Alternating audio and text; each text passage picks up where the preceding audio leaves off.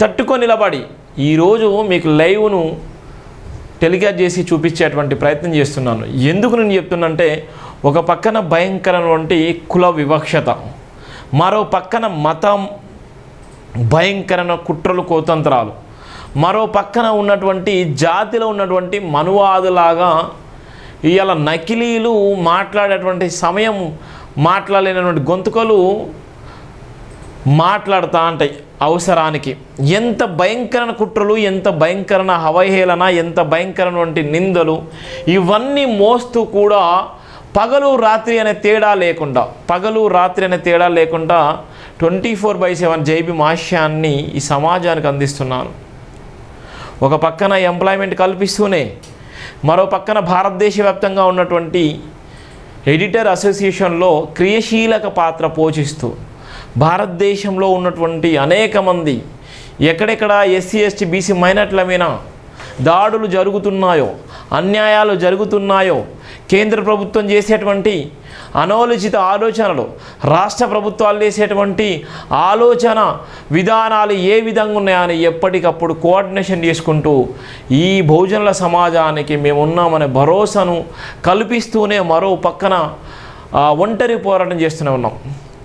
ఇంత భయంకరమైన పరిస్థితిలో ఇవాళ జైభీం నినాదాన్ని ఇవాళ సమాజానికి అందిస్తూ, ఇవాళ భరోసాను కల్పిస్తూ, ఇలా అనేక మందికి ఉద్యోగ అవకాశాలు కల్పించి, ఇవాళ ఉన్నటువంటి అగ్రవర్ణ మీడియా పేపర్లు, అగ్రవర్ణ మీడియా ఛానళ్ళతో పాటు పోటీ పడుతుంది జైభీం టీవీ, జైభీం దినపత్రిక. చాలామంది సోకాల్స్ కామెంట్ చేస్తుంటారు, ఇష్టానుసారం కామెంట్ చేస్తుంటారు, పిచ్చి పిచ్చి కామెంట్ చేస్తుంటారు, నోటికి ఎంత వస్తుందో మాట్లాడుతుంటారు. ఒకసారి నిజంగా నాలాగా పని చూడు, నీకు అర్థమైపోతుంది. దాని వేట, తన వేదన, తన భయం, తన భక్తి, తన శ్రమ, తన జీవితం ఎంత కష్టపడుతున్నారు, ఏ విధంగా కష్టపడాలి, ఒక్కొక్క అక్షరం రాయడానికి ఎంత ఇబ్బంది ఉంటుంది, సమాచారాన్ని సేకరించడానికి ఎంతమందితోని ఎంత ఇన్ఫర్మేషన్ తీసుకోవాలి, ఎన్ని కష్టాలు ఉంటాయి, ఎన్ని బాధలు ఉంటాయి, ఇవన్నీ చాలామంది తెలియదు. ఇవాళ ఉన్నటువంటి చాలామంది అంత బాగుంటే మేమే చేసినాం, మేమే గొప్ప అని చెప్పుకుంటారు. అరే, కామెంట్ చేయడం పెద్ద కామన్ కాదు. ఒక వ్యక్తిని తిట్టడమో, ఒక వ్యక్తిని కించపరచడమో, ఒక మతాన్ని తిట్టడమో, ఇంకో మతాన్ని ఉసిగొల్పడమో, ఒక కులం గురించి తక్కువ మాట్లాడమో, ఇంకో కులం గురించి ఎక్కువ మాట్లాడమో, లేకపోతే ఉన్నటువంటి దేవుడి గురించి గొప్ప మాట్లాడి ఇంకో దేవుని గురించి తప్పుగా మాట్లాడమో, ఈ సమాజంలో ఇవన్నీ జరుగుతున్నాయి. ఇవన్నీ ఎప్పటికీ శాశ్వతం కాదు. మనకు భారత రాజ్యాంగమే శాశ్వతం. మనందరం మనుషులము, అందరికీ ఒకే విధంగా ఆయుష్ ఉంది, అందరం ఒకే విధంగా బతుకుతున్నాము, అందరము ఎక్కడ ఉన్నా కూడా సమాజంలో ఇదే విధంగా ఉంటుంది. సమాజం పట్ల అందరం కూడా సమానమైన బతికే రోజులే రావాలనే నేపథ్యంలో ప్రధానంగా జైభీం దినపత్రిక రాసినటువంటి ప్రధాన వార్త, దాంతోపాటు జైభీం దినపత్రికలో ఉన్నటువంటి ప్రధాన వార్తతో పాటు పద్మశ్రీ అవార్డు తీసుకున్నటువంటి శుభ సందర్భంగా మందాకృష్ణ మాదిగన్న పోరాటము ఈ సమాజానికి ఎంతో ధైర్యాన్నిచ్చి, ఈ సమాజం పట్ల, ఈ సమాజానికి నేనున్నాననే భరోసాను కల్పించినటువంటి గొప్ప మేధావి మందాకృష్ణ మాదిగన్న. నిన్న పద్మశ్రీ అవార్డు తీసుకున్నటువంటి సందర్భంలో యావత్ తెలుగు జాతి కూడా గర్వపడ్డది. మాదిగ జాతి చాలా గర్వపడ్డది. ఎంఆర్పిఎస్ ఉద్యమానికి ఇది ఒక బాధ్యతనిచ్చిందని చెప్పడానికి ఇవాళ పద్మశ్రీ అవార్డు తీసుకున్నటువంటి శుభ సందర్భం. ఓన్లీ మందాకృష్ణ మాదిగల గురించే మాట్లాడలేదు, మాదిగ తత్వం గురించే మాట్లాడలేదు, మాదిగల గురించి మాత్రమే ఆయన మీదేసుకోలేదు. సమాజంలో అన్ని కులాలను తన భుజస్కంధాలపై మోసిన వ్యక్తి కూడా మందాకృష్ణ మాదిగ గారు. ఆయన ఒక కులం గురించి కొట్లాడుతూనే అందరి సమస్యను తన సమస్యగా అనుకొని ప్రభుత్వాలు చేయలేనటువంటి అనేకమైన పనులను తన గలం ద్వారా, తన మాట ద్వారా, తన సైన్యం ద్వారా ఈ సమాజాన్ని మేల్కొల్పి అనేక మందికి పెద్దన్నగా నేనున్నాననే భరోసాను కల్పించిండు మందాకృష్ణ మాదిగ గారు. చాలామంది ఆయనకు పద్మశ్రీ అవార్డు వచ్చిన సందర్భంగా చాలామంది అభినందించకపోయినా పర్లేదు, కానీ కొంతమంది సోషల్ మీడియాలో అనేకమైనటువంటి పిచ్చి పిచ్చి కామెంట్లు చేస్తున్నారు. నేను ఇప్పటిదాకా జేబీ గురించి అదే చెప్పాను. మనం చేసేటువంటి దమ్ము లేదు, చెప్పేటువంటి దమ్ము లేదు, మనం కొట్లాడేటువంటి దమ్ము ధైర్యం లేదు. కానీ చేసేటువంటి వాళ్ళు చేస్తున్నటువంటి వాళ్ళ మీద నిందలేసి, అవమానాలు వేసి, అబండాలేసి, కాలు బట్టి వెనక్కి లాగాలని చూసేటువంటి అనేకమైనటువంటి కుటీలమైన మనుషులు ఉన్నారు. నిజంగా బాధాకరం. ఒక పక్కన అత్యున్నతమైనటువంటి అవార్డు తీసుకున్నటువంటి కృష్ణ మాదిగకి జైభీం టీవీ శుభాకాంక్షలు తెలియజేస్తుంది.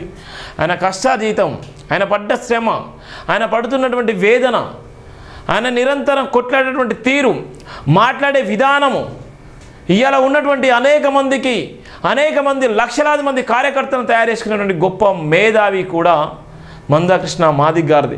ఇలా కోట్ల రూపాయలు ఖర్చు పెట్టేటువంటి ప్రభుత్వాలు ఉన్నాయి, ఉచిత పథకాలు ఇచ్చేటువంటి ప్రభుత్వాలు ఉన్నాయి.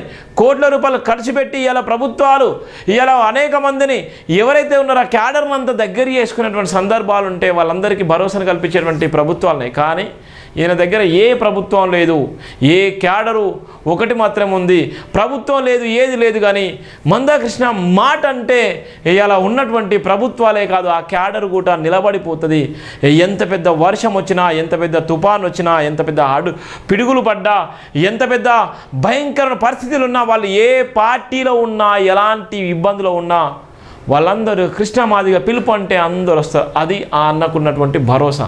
అందుకోసమే రాష్ట్ర ప్రభుత్వాలు, కేంద్ర ప్రభుత్వాలు ఇవాళ గౌరవించుకొని ఇవాళ ఉన్నటువంటి పద్మశ్రీ అవార్డు ఇచ్చి ఇవాళ ఉన్నటువంటి సందర్భంలో ఒక మాదిగ బిడ్డ, ఒక ఉద్యమాలు చేసినటువంటి మాదిగ బిడ్డకు ఇవాళ అత్యున్నతమైన పురస్కారం ఇవ్వడం నిజంగా శుభపరిణామం.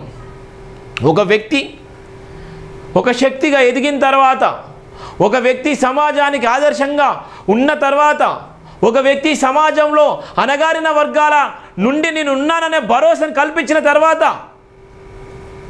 ఈరోజు పద్మశ్రీ అవార్డు తీసుకొని ఇలా చరిత్ర మార్చేసినటువంటి సందర్భాలు కూడా మనం చూస్తున్నాం.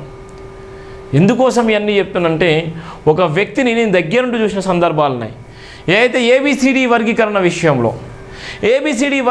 విషయంలో 30 ఏళ్ళ పోరాటం, 60 ఏళ్ళ కళ, 60 ఏళ్ళ కళలో 30 ఏళ్ళ పోరాటాలు, అనేక మంది అమరులైనటువంటి సందర్భాలు, అనేక మంది వాళ్ళ త్యాగ ఫలితము, వాళ్ళు పడ్డటువంటి కష్టాలు, వాళ్ళు ఏ అయితే రిజర్వేషన్లు వస్తే మా జీవితాలు మారుతాయి అనుకొని అనేక మంది ప్రాణాలు కోల్పోయిల్లో, ఆ ప్రాణాల సాక్షిగా ఏబిసిడి వర్గీకరణ అంతిమ దశకు చేరుకున్నటువంటి సందర్భంలో సుప్రీంకోర్టు తీర్పుకు అనుగుణంగా ఒక పక్కన ఉన్నటువంటి ప్రభుత్వాలు, మరో పక్కన ఉన్నటువంటి కొంతమంది అడ్డుకునే ప్రయత్నాలు, మరో కొంతమంది కాలు బట్టి లాగేవాళ్ళు, ఇంకొంతమంది కులంలో పనిచేయాల్సిన సందర్భంలో కులంని విచ్ఛిన్నం చేసేటువంటి సందర్భాలు, ఇవన్నీ తట్టుకొని ఇవాళ ఉన్నటువంటి ఏబిసిడి అనేటువంటి వర్గీకరణ జరిగితే బాగుంటుంది. బీసీలో కూడా ఏబిసిడి ఉంది, ఎస్సీలో కూడా ఏబిసిడి గతంలో ఇచ్చినట్టుగా ఏబిసిడి ఇస్తే ఏ జనాభా తామస ప్రకారం వాళ్ళకి రావాల్సిన వాటా ఉందో వాళ్ళకి వెళ్ళిపోతుంది, ఎవరు తినవలసిన తిండి వాళ్ళు తింటారు అనేటువంటి లక్ష్యం కోసం ఆయన అలుపెరుగని పోరాటం చేసి అంతిమ దశ చేరుకున్న సందర్భంలోనే సుదీర్ఘంగా 2 నెలలు ప్రయాసపడి 2 నెలలు సుదీర్ఘంగా కృష్ణ మాదిగతోని ఉండి నిలబడి అన్న సలహా మేరకు, అన్న ఆలోచన మేరకు, అన్న పడుతున్న వేదన మేరకు, అన్న పడుతున్నటువంటి ఆలోచనకి ఓ ఐఏఎస్, ఓ ఐపీఎస్ కూడా పనికిరాడు, ఓ జడ్జి కూడా పనికిరాడు, ఒక ఇంటలెక్చువల్, ఒక మేధావులు కూడా పనికిరారు. తన ఆలోచన విధానం ఎంత గొప్పగా ఉంటుందంటే ఇవాళ ఉన్నటువంటి ముందుగానే పసిగట్టి సమాజంలో ఉన్నటువంటి వ్యక్తులను పసిగట్టి అక్కడ జరుగుతున్నటువంటి పరిస్థితులను అధిగమించి అక్కడ ఏం జరుగుతుందో వాళ్ళ దగ్గర ఇన్ఫర్మేషన్ తీసుకొని దానికి స్కెచ్ చేసి ఆ అడుగు వేసే ఇవాళ ఉన్నటువంటి 30 సంవత్సరాల సుదీర్ఘ ప్రయత్నము సక్సెస్ చేసినటువంటి వీరుడు కూడా మందాకృష్ణ మాదిగ గారు. నేను 2 నెలలు సుదీర్ఘంగా కష్టపడి, 2 నెలలు సుదీర్ఘంగా నిలబడి, 2 నెలలు పగలు రాత్రి తేడా లేకుండా అన్న దగ్గర ఉంటే సమయం ఏమి అర్థం కాదు. మనం 1 అవుతుందా, 2 అవుతుందా, 3 అవుతుందా, 4 అవుతుందా, టైం మాత్రం ఏం తెలియదు. అలాంటి హార్డ్ వర్కరు మందాకృష్ణ మాదిగన్న. నేను మందాకృష్ణ మాదిగన్న గురించి చెప్తున్నానంటే ఇలా ఉన్నటువంటి సందర్భంలో పద్మశ్రీ అవార్డు వచ్చిన సందర్భంగా ఈ సమాజానికి తెలవాలి ఆయన పడ్డ వేదన, పడుతున్న కష్టము. ఇలా ఉద్యోగస్తుడు 9 గంటలు 8 గంటల సేపు ఉద్యోగం చేస్తాడు, వెళ్ళిపోతాడు, కుటుంబంతో గడుపుతాడు. ఇంకా డబుల్ డ్యూటీ చేసుకుంటే ఇంకా 4 గంటల సేపు ఎక్కువ కష్టపడతాడు, వాళ్ళ కుటుంబం కోసం కష్టపడతారు ఉద్యోగస్తుడు.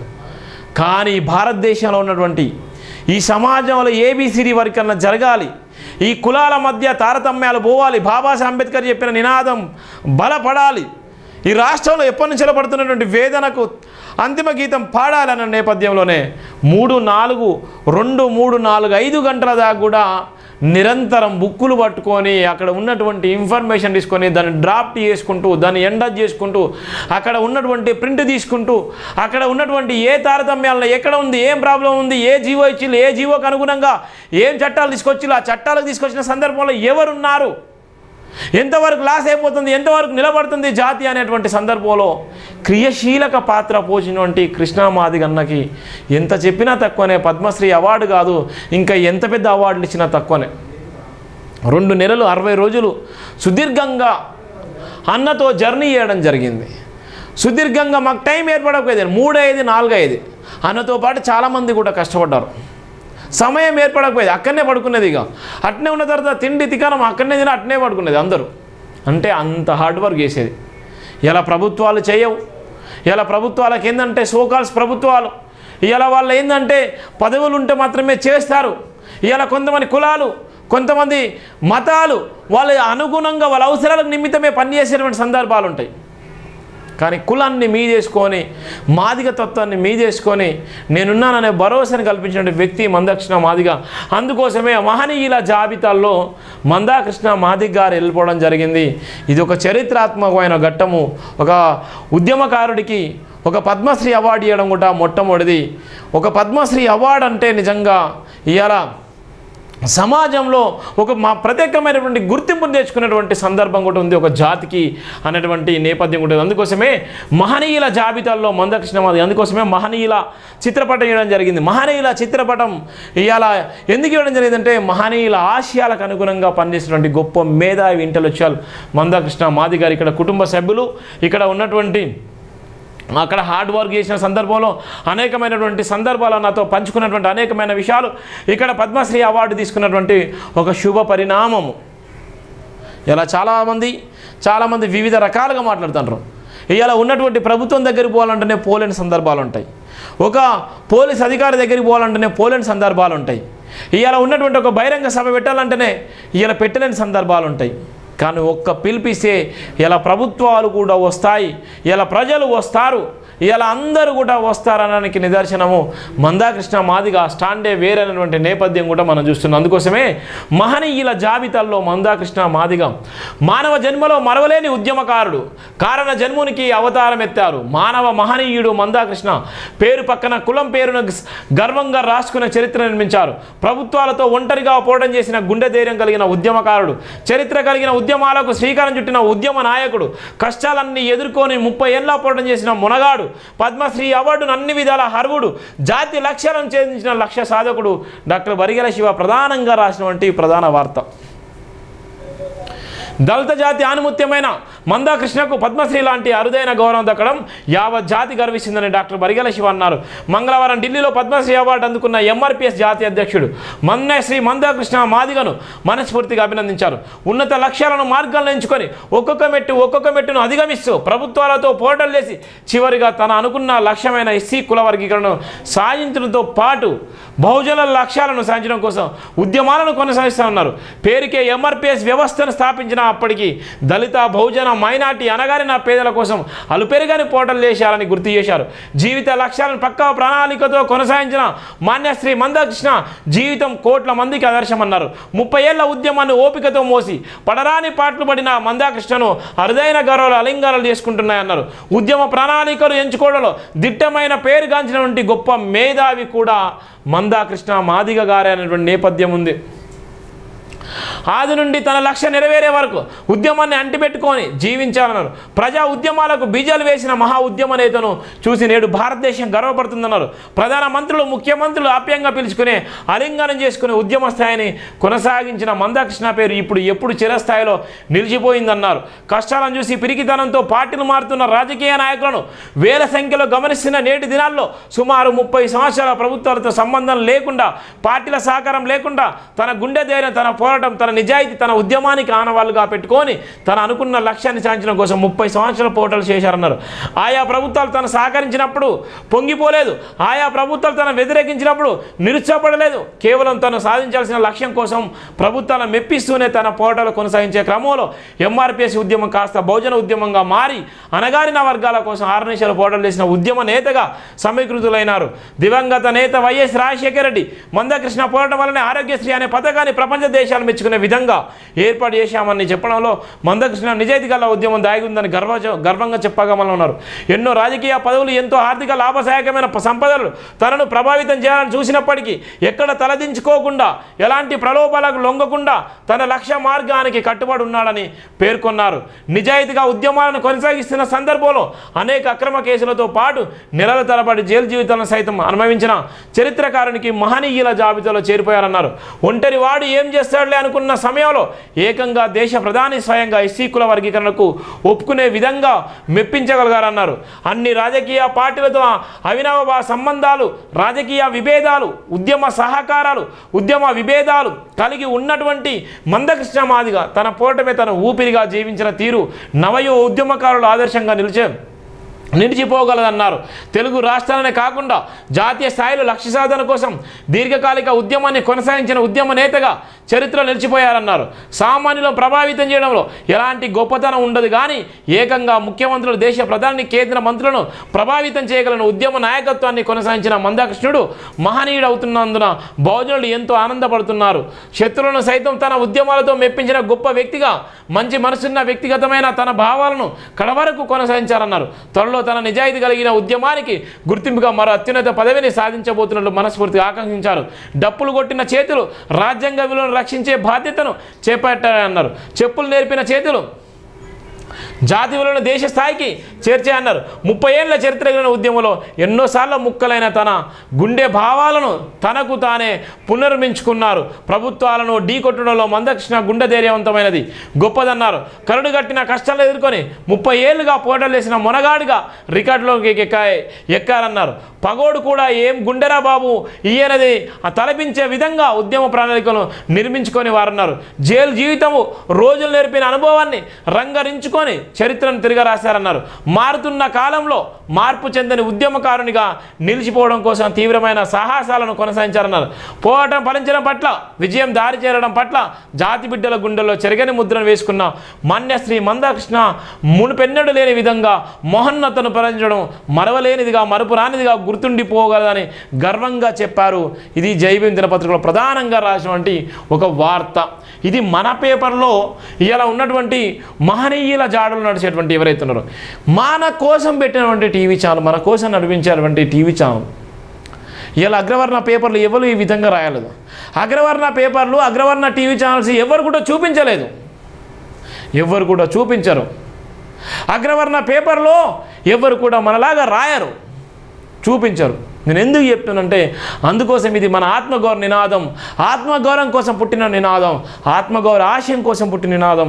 ఇది మనందరం కూడా సబ్స్క్రైబ్ చేసుకొని, షేర్ చేసుకొని, విలువైన కామెంట్ చేసుకొని, ఇవాళ మనం pay back to the society చేసుకొని నిర్మించుకొని ఈ భారతదేశంలో ఒక దళిత బిడ్డ పెట్టినటువంటి టీవీ ఛానల్ అంబేద్కర్ ఆశయం కోసం పడుతున్నటువంటి తిప్పలు, పడుతున్నటువంటి వేతనం చూసి ఇవాళ ఉన్నటువంటి సెంట్రల్ గవర్నమెంట్ ఫండ్స్, ఇవాళ స్టేట్ గవర్నమెంట్ పెట్టేటువంటి అనేకమైనటువంటి ఎస్సీ ఎస్టీ నిధులు ఇలా ఎక్కడ పోతున్నాయని ప్రశ్నించే గొంతుగా కూడా జై భీమ్ టీవీ ఇలా అనగారిన వర్గాల గుండె చప్పుడుగా ఇవాళ ఉన్నటువంటి అగ్రవర్ణ మీడియా పేపర్లతో సమానంగా ఇలా మీ ముందుకు దూసుకుపోతున్నటువంటి ఏకైక నినాదం జైభీం టీవీ, జైభీం దినపత్రిక. అందుకోసం మన కథనాలు కూడా ఎంత అద్భుతంగా ఉన్నాయో చూడొచ్చు. ఇలా ఉన్నటువంటి పేపర్లు ఈనాడు, సాక్షి, ఆంధ్రజ్యోతి, నమస్తే తెలంగాణ, వెలుగు పేపర్లు ఏ విధంగా ఉన్నాయో అంతకు భిన్నంగా మన పేపర్ కూడా మీ ముందు చూపెడుతున్నటువంటి దమ్ము, ధైర్యం ఉన్నటువంటి వ్యక్తిగా నేను గర్వపడుతూనే ఉంటాననేటువంటి నేపథ్యం కూడా ఇలా ప్రధానమైనటువంటి వార్తను ఇలా కృష్ణా మాదిగన్న కూడా ఇది అంకితం చేస్తున్నటువంటి వార్త కూడా ఇలా ప్రధానమైనది.